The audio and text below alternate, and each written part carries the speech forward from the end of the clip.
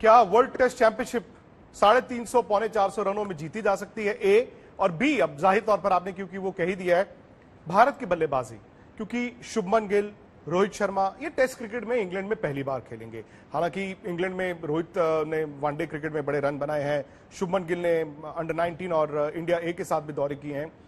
ये सलामी जोड़ी पर कितना कुछ निर्भर करता है, क्योंकि विराट ने जो 2018 के बाद एक बात की थी, उन्होंने कहा कि 2018 में और 14 में फर्क ये था कि 18 में मैं अपनी ईगो को अपने कमरे में छोड़कर आ गया। इंग्लैंड में आप डोमिनेट नहीं कर सकते हो, इंग्लैंड में आपको वक्त चाहिए होता है। तो एक, चूंकि आपका रिकॉर्ड बड़ा अच्छा है, दूसरा मैं ये सलामी जोड़ी के लिहाज से आपसे जानना चाहता हूं कितना इंपॉर्टेंट हो जाता है और कितना मुश्किल या आसान इनके लिए होगा। देखिए, जब इंडिया के बाहर आप जाते हो ओवरसीज कंडीशंस में, ओपनिंग एक बहुत बड़ा मुद्दा है। हमारे समय जब हम 2000 में इंग्लैंड में अच्छा खेले, ऑस्ट्रेलिया में अच्छा खेले, पाकिस्तान में अच्छा खेले, हर देश में जाके अच्छा खेले, तो सहवाग की बल्लेबाजी बहुत बहुत क्रूशियल था हमारे लिए। आकाश चोपड़ा कुछ समय भारत के लिए खेला उस समय मेरी कप्तानी में, तो उनकी बल्लेबाजी भी बहुत बहुत महम हुआ था भारत के लिए, क्योंकि वो नए बॉल खेलते थे, नए बॉल को पुराना करते थे। याद रखना पड़ेगा कि अगर हमेशा आपके 4 नंबर या 5 नंबर 30 पे 2 या 35 पे 3 पे विकेट पे आए तो उस टीम के लिए बहुत मुश्किल हो जाता है। तो मैं समझता हूँ रोहित शर्मा और शुभमन गिल के लिए ये मौका बहुत क्रूशियल है। सिर्फ वर्ल्ड टेस्ट चैंपियनशिप फाइनल नहीं, अगला 5 टेस्ट मैच अगर वो नए बॉल अच्छे खेलते हैं, नए बॉल पे अपने विकेट संभालते हैं, सिर्फ रन बनाना नहीं, 15-20 ओवर भी गुजारना बहुत बहुत क्रूशियल होता है ओवरसीज़ कंडीशंस में।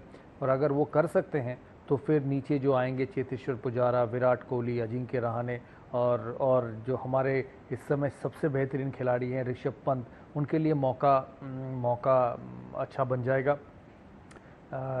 इसीलिए कहते हैं ना कि opening is very crucial in overseas conditions, और भारत को इस चीज़ पे ध्यान देना पड़ेगा।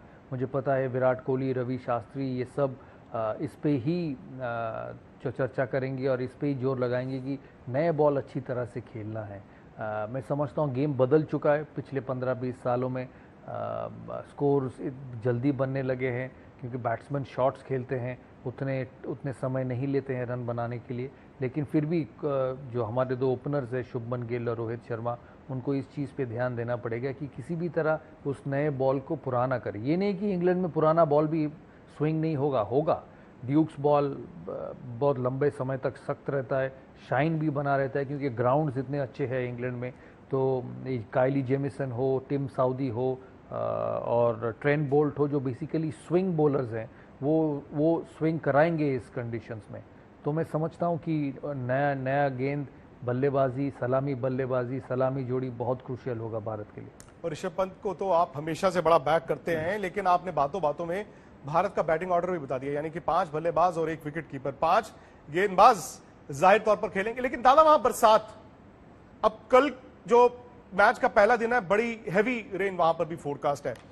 साउथहैम्पटन में आमतौर पर हमने देखा विकेट थोड़ा फ्लैटिश होता है, मतलब ऐसा नहीं है कि जिस पे घास दिया जाए, गेंद इतना सीम नहीं करता। लेकिन अगर बरसात हो जाए, ओवरकास्ट कंडीशंस हो जाए जिसमें स्विंग होगा, तो भारत की गेंदबाजी को आप कैसे देखते हैं वर्सेस न्यूजीलैंड की गेंदबाजी? ये भारत की गेंदबाजी तो बहुत अच्छा है। जिस टीम में जसप्रीत बुमराह, मोहम्मद शमी, ईशांत शर्मा, मोहम्मद सिराज जैसे गेंदबाज हो, वो किसी भी बल्लेबाज को दबाव में डालेगा। गेंदबाजी इसलिए मैं समझता हूँ भारत के पास वो अटैक है, 2 स्पिनर हैं जडेजा और अश्विन, जो 20 विकेट ले सकते हैं इस टेस्ट में। और इसीलिए मैं समझता हूँ रन बनाना बहुत ज़रूरी होगा भारत के लिए। 350-400 पहले पारी में बनाना बहुत ज़रूरी है। ओवरहेड कंडीशंस तो इंग्लैंड में घंटों में बदलता है। मैं भी सुना हूँ कि पहला दिन उतना फोरकास्ट अच्छा नहीं है, बारिश होगा। बारिश से पूरा गेम बदलता है, टॉस भी क्रूशियल हो जाता है। तो कभी कभी इस स्थिति में आपको वो टफ डिसीजंस लेने पड़ते हैं कि ठीक है ओवरहेड कंडीशंस अच्छा है, ओवरहेड कंडीशंस में स्विंग होगा, सीम होगा, फिर भी बल्लेबाजी कर ले, प्रेशर पहले झेल ले या प्रेशर 5वें दिन 4थे दिन में प्रेशर झेले। तो मैं समझता हूँ ये क्रूशियल डिसीजन होगा विराट कोहली के लिए। लेकिन उनको दिल से आगे बढ़ना चाहिए, कॉन्फिडेंस से आगे बढ़ना चाहिए और ज़्यादा सोचना नहीं, क्योंकि अगर सीम भी हुआ, पहला 1.5-2 घंटा निकल गया तो फिर उसके बाद रन बनाना भी उनके लिए आसान हो जाएगा। तो मैं समझता हूँ ओवरहेड कंडीशंस का ख्याल रखना बहुत ज़रूरी होगा।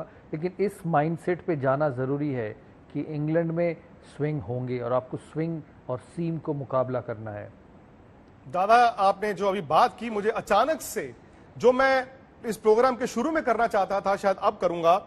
हेडिंगले 2002 का वो मैच याद आ गया। और अगर आप देखें, कहते हैं ना कि इंडियन क्रिकेट की जो भले 2001 का वो Kolkata test match test cricket के लिहाज से, बट विदेश में जाकर शायद वो इंग्लैंड का 2002 का दौरा, सौरव गांगुली कप्तान, हेडिंगले का वो टेस्ट मैच, इंडिया एक टेस्ट मैच हार चुका था लॉर्ड्स में, और हेडिंगले उस जमाने में तेज गेंदबाजों के लिए मतलब ये गिना जाता था कि वो आराम से नींद में भी बॉल डाल सकते हैं। हरा wicket, overcast condition, Sourav Ganguly, Sachin Tendulkar, Rahul Dravid, Laxman decide करते हैं कि हम झेल लेंगे, हम टॉस जीत के पहले बैटिंग ही करेंगे। भारत 600 से 8 रन बनाता, आपका भी 100 था, सचिन का भी, राहुल का भी। और वहां से न सिर्फ वो टेस्ट मैच इंडिया ने जीता, लेकिन वही बात है ना, 19 साल का चक्र ऐसा चला कि आज हम वहां पहुंच गए जहां वर्ल्ड टेस्ट चैंपियनशिप का फाइनल खेल रहे हैं। उस वक्त की कुछ यादें हो आपकी, कैसे टीम ने क्या सोचा था यार अब विदेश में जीतना है? विदेश में जीतना कभी आसान नहीं होता था। देखिए, जैसे मैंने पिछली बार कहा कि प्रेशर आपको झेलना है, आप पहले झेलो या बाद में झेलो। तो मैं समझता हूं कि वहां पे टॉस जीत के बल्लेबाजी का 2 कारण था। एक तो पहले हमारे टीम में 2 स्पिनर्स थे, अनिल कुंबले और हरभजन सिंह, और आप यही चाहते थे कि चौथे या 5वें दिन इंग्लैंड बल्लेबाजी करे, जिससे कि हमारे स्पिनर्स गेम में आए। तो प्रेशर हमें पहले ही सॉर्ट आउट करना था। और मैं समझता हूँ जो बड़ी मैचें जीती जाती है वो प्रेशर पहले संभाल के ही जीता जाता है। अब इंडिया का सोचो, जोहान्सबर्ग में 3 या 4 साल पहले 2-0 से वो पीछे थे साउथ अफ्रीका के सामने। जोहान्सबर्ग पे उस पिच के ऊपर भारत ने पहले बल्लेबाजी की और टेस्ट मैच जीता। मेरे एक्सपीरियंस से हमेशा कहता है कि आप अगर आपके स्टैटिस्टिक्स उठा के देख लेंगे, आप ओवरसीज कंडीशंस में जितने समय पहले बल्लेबाजी किए हैं उतने समय आपने मैचेस ज़्यादा जीते हैं। और मैं इसको मानता हूं, क्योंकि फिर प्रेशर बाद में बहुत बन जाता है किसी भी टीम के लिए। तो भारत को इस चीज़ पे ध्यान देना पड़ेगा, बोल्ड डिसीजंस लेने पड़ेंगे।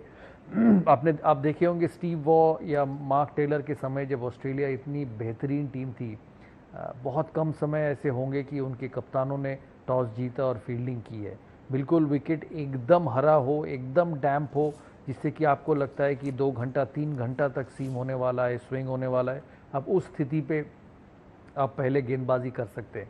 लेकिन जहाँ पे 1 घंटे की बात है, आधे घंटे की बात है या लंच तक की बात है, वहाँ पे आप प्रेशर पहले ही झेलो तो अच्छा होता है। तो इसीलिए मैं समझता हूँ टॉस जीत के पहले बल्लेबाजी करना बहुत क्रूशियल होगा। जो हमने हेडिंगली में किया, हम हार सकते थे वो मैच, हो सकता था कि हम 40 पे 5 हो जाए और इंग्लैंड गेम अपने हाथ में ले ले।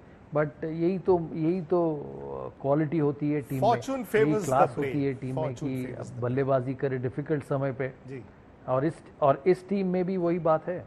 सही बात है, और वो हमने देखा है पिछले 6-8 महीने। 6-8 महीने क्या, ये एक लंबा साइकिल है। 6-8 महीने तो यादें बड़ी रवा है। दादा बहुत बहुत शुक्रिया आपका, क्योंकि सलाम क्रिकेट का आगाज हुआ था 2013 में, और सौरव गांगुली के बिना सलाम क्रिकेट हमेशा अधूरा रहता था। बड़े देर बाद आज तक पर आप आए हैं, और बड़ी खुशी है मुझे इस बात की कि न सिर्फ एक बोर्ड प्रेसिडेंट के तौर पर, बल्कि फॉर्मर इंडिया कैप्टन के तौर पर भी